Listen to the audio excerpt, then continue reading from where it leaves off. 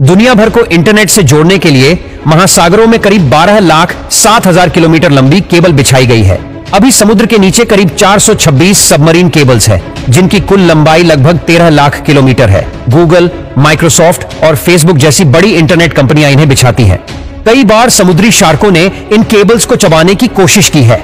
इसके बाद केबल्स के ऊपर शार्क प्रूफ वायर रैपर लगाना शुरू किया गया। ये केबल लंबे तारों की तरह होते हैं जो दुनिया भर के विभिन्न देशों को इंटरनेट से जोड़ते हैं। 99% दुनिया में कम्युनिकेशन और डेटा ट्रांसफर समुद्र के नीचे बिछी कम्युनिकेशन केबल्स के जरिए ही होता है। इन केबल्स को सबमरीन कम्युनिकेशन केबल कहते हैं। लेकिन क्या आप जानते हैं इंटरनेट केबल का ये जाल कैसे काम करता है और यह केबल आधुनिक जीवन के लिए कैसे और कितनी महत्वपूर्ण है? मारिया नाम की इस केबल का वजन 24 नीले व्हेल के समान है। वैसे आपको बता दें कि इनमें से एक केबल को बिछाने में करीब 3 से 400 करोड़ डॉलर का खर्च आता है। यह केबल किसी अन्य मोटे केबल की तुलना में पतले होते हैं। यह केबल सुरक्षात्मक जेली, प्लास्टिक शीट और तांबे के तारों की परतों में लिपटे होते हैं। लेकिन अपने पतले आकार के साथ भी ये केबल अविश्वसनीय रूप से 100 गीगाबाइट प्रति सेकंड डेटा भेज सकते हैं और आने वाले नए केबल तो 400 गीगाबाइट प्रति सेकंड डेटा भेजने में सक्षम है। लेकिन यह इतनी तेज और इतना ज्यादा डेटा भेज कैसे पाते हैं? दरअसल इनमें सूचनाओं को फाइबर ऑप्टिक्स के जरिए प्रकाश किरणों के रूप में भेजा जाता है। इस तकनीक में डेटा भेजने की गति बहुत अधिक होती है। इन केबल को बिछाना एक जटिल प्रक्रिया है, जिसमें योजना बनाने से लेकर केबल बिछाने तक 1 वर्ष तक का समय लग सकता है।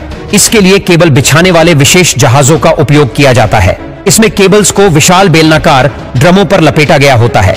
इस विशेष जहाजों की मदद से लगभग 10 किलोमीटर प्रति घंटे की गति से केबल बिछाए जाते हैं।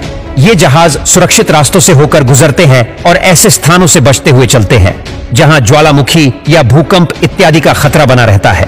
किंतु फिर भी दुर्घटनाएं तो हो ही सकती हैं और होती भी है।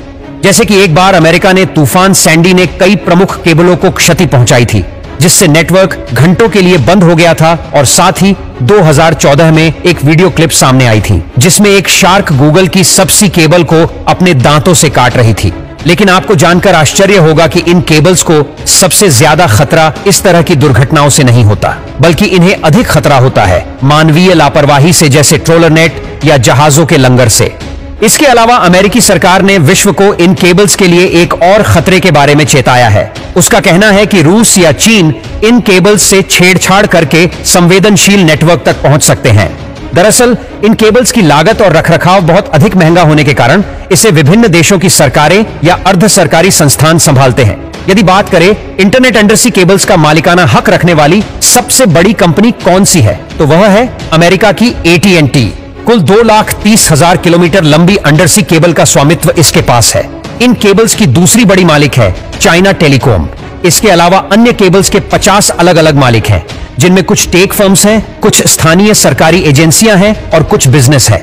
समुद्र के नीचे बिछी इन केबल्स के लिए ज्यादातर निवेश जिन कंपनियों से आया है वह है फेसबुक, गूगल और अमेजॉन।